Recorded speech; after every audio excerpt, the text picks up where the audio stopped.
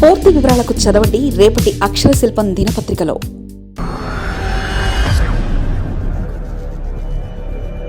మరో కమ్యూనిస్టు కోట కుప్పకూలనుందా?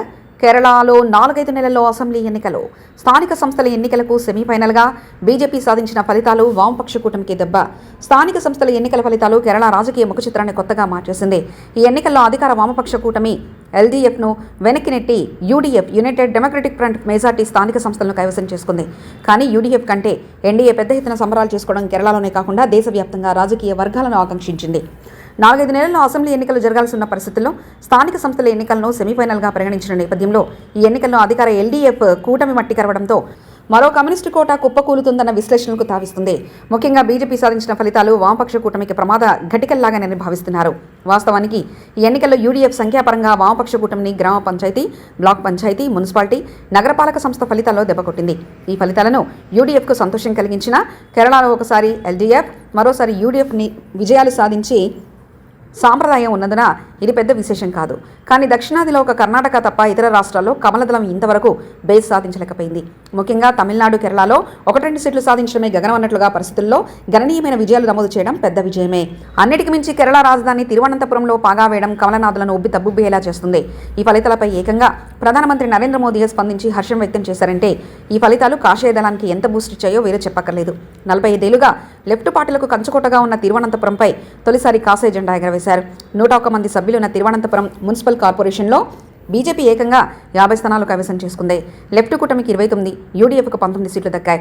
గతంలో ఈ కార్పొరేషన్లో సిపిఎంకు 51, బీజేపీకి 35, కాంగ్రెస్కు 10 సీట్లుండేవి.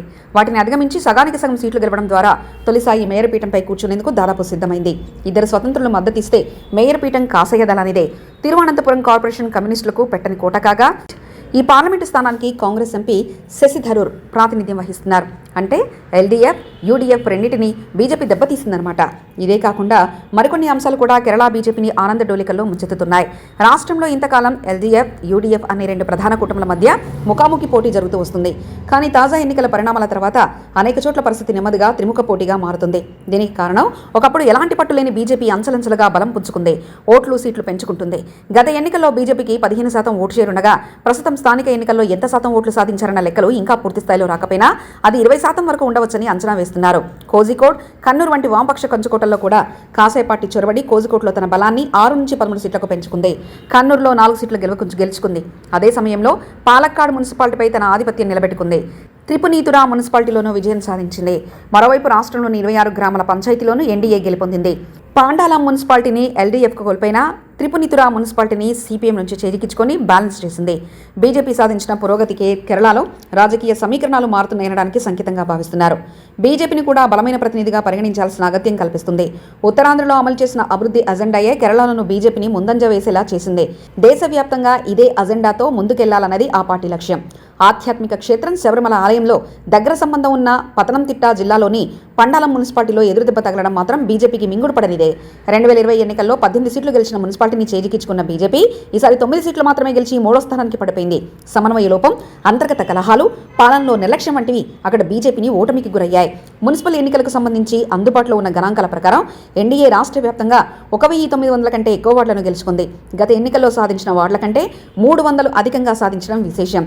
ఓట్ల షేరు విషయంలో బీజేపీ రాష్ట్ర అధ్యక్షుడు రాజీవ్ చంద్రశేఖర్ స్పందిస్తూ ఈ ఎన్నికల్లో ఎన్డీఏ 20% మార్కును దాటిందని అభిప్రాయపడ్డారు.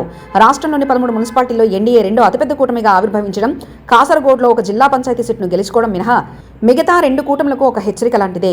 ఇదో కొత్త చరిత్రాన్ని స్వయంగా ప్రధాని నరేంద్ర మోదీ ఎన్నికల ఫలితాలను అభివర్ణించడం వాస్తవానికి దగ్గరగానే ఉందనే అభిప్రాయం వ్యక్తమవుతుంది. స్వాతంత్ర్యానంతరం కేరళలో ఎన్నికల పోరాటం 2 కూటముల మధ్య కేంద్రీకృతమై ఉండేది. ఇది త్వరలోనే త్రిముఖ పోటీగా మారే సూచనలున్నాయి. మరిన్ని కథనాల కోసం సబ్స్క్రైబ్ చేసుకోండి మీ అక్షర శిల్పం. పూర్తి వివరాలకు చదవండి రేపటి అక్షర శిల్పం దినపత్రికలో.